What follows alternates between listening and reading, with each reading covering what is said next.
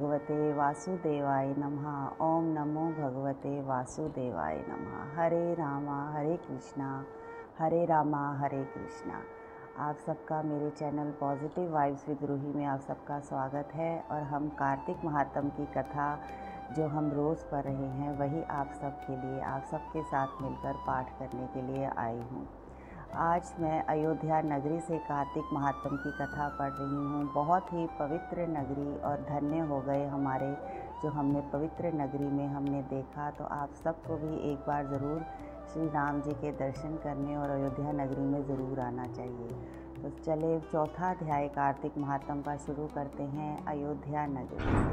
ओम नमो भगवते वासुदेवाय नमः। ओम नमो भगवते वासुदेवाय नमः। चौथा अध्याय।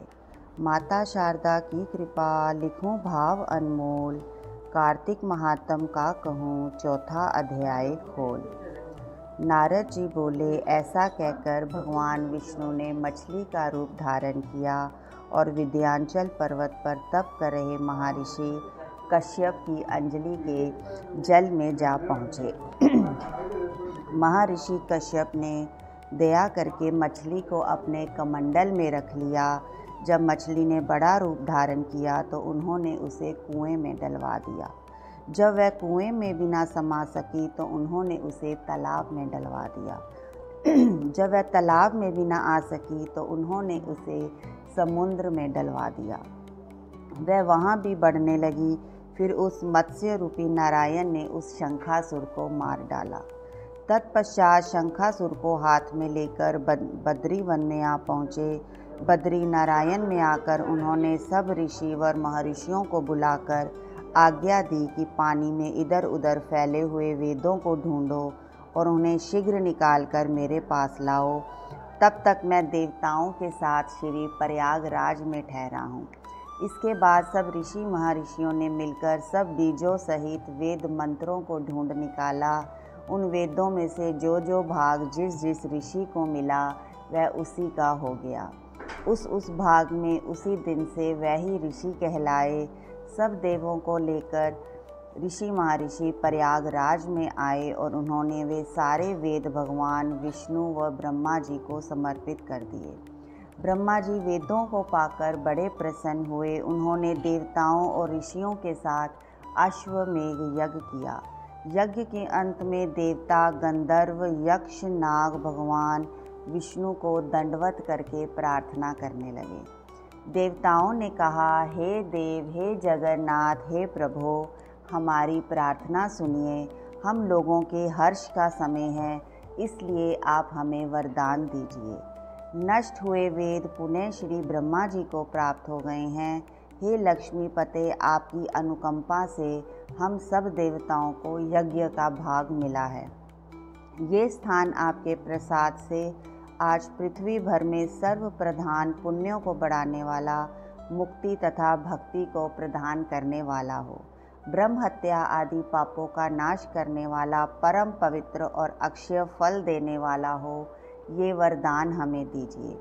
भगवान विष्णु ने कहा, जो कुछ आप लोगों ने कहा है ये मेरा ही ध्येय है।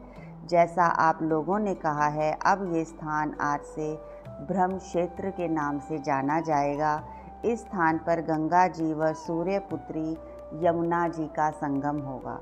मैं श्री ब्रह्मा जी सहित यहाँ पर निवास करूँगा। यहाँ पर किया हुआ जप, तप और दान महाफलदायक होगा। पहले जन्म में किए हुए पाप, ब्रह्म हत्या आदि भी इस तीर्थराज में स्नान करने से नष्ट हो जाएंगे। जो लोग अपने पिता आदि को यहाँ लाकर तर्पण व श्राद्ध करेंगे, उनके पिता मेरे स्वरूप को प्राप्त करेंगे। वे तीनों प्रकार की मुक्ति को प्राप्त करेंगे। मकर संक्रांति पर माघ मास में प्रातःकाल यहाँ आकर स्नान करने वालों के दर्शन मात्र से ही सब पाप मिट जाते हैं। ठीक उसी तरह जिस तरह सूर्य के तेज से अंधकार का नाश हो जाता है। हे मुनीश्वर, मेरे वचन ध्यान से सुनिए। मैं सर्वत्र व्यापत रहता हुआ भी हमेशा बद्री नारायण में निवास करता हूँ। सैकड़ों वर्ष तक किसी दूसरे स्थान पर तप करने का जो फल मिलता है, वही फल यहाँ एक दिन में मिल जाएगा।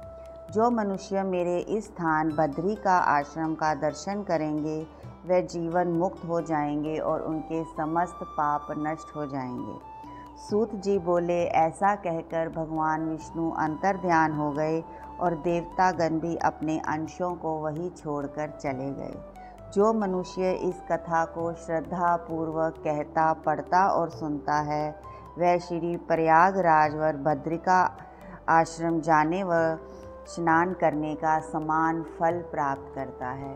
ओम नमो भगवते वासुदेवाय नमः। ओम नमो भगवते वासुदेवाय नमः।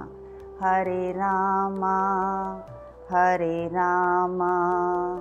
राम रामा हरे हरे, हरे कृष्णा कृष्णा कृष्णा हरे हरे।